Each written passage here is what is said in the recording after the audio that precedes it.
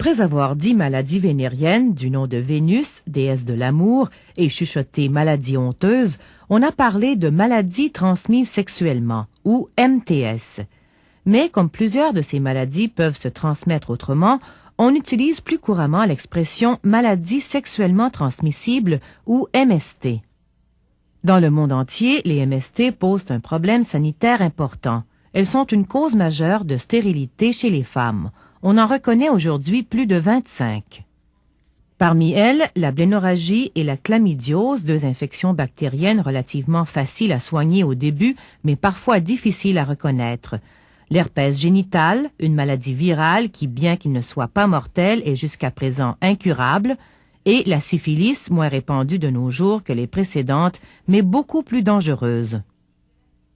Mais voici qu'à côté de ces maladies bien connues est apparu récemment le sida, qui est de loin la plus grave de toutes. Bien qu'il ne frappe encore qu'une faible partie de la population, le sida se propage rapidement dans toutes les régions du globe, surtout dans les pays en voie de développement.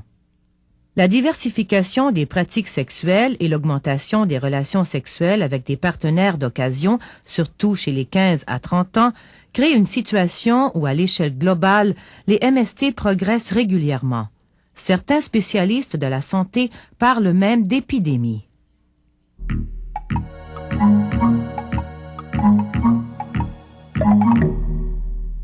Les premières descriptions de maladies de l'appareil génital remontent à plusieurs millénaires avant Jésus-Christ. Dans un texte chinois datant de 2637 avant Jésus-Christ, l'auteur décrit une maladie se manifestant par un chancre. Environ 1000 ans plus tard, des papyrus égyptiens font état des symptômes de la blénorragie. Toutefois, il ne semble pas que les Égyptiens de l'époque aient su comment se transmettait cette maladie.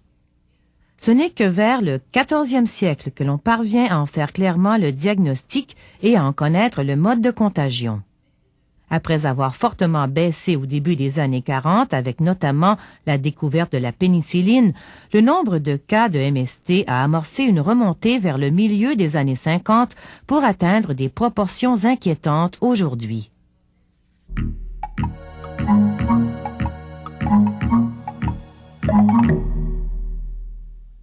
Les adolescents et les jeunes adultes mal informés apprennent souvent trop tard à adopter des comportements sexuels préventifs.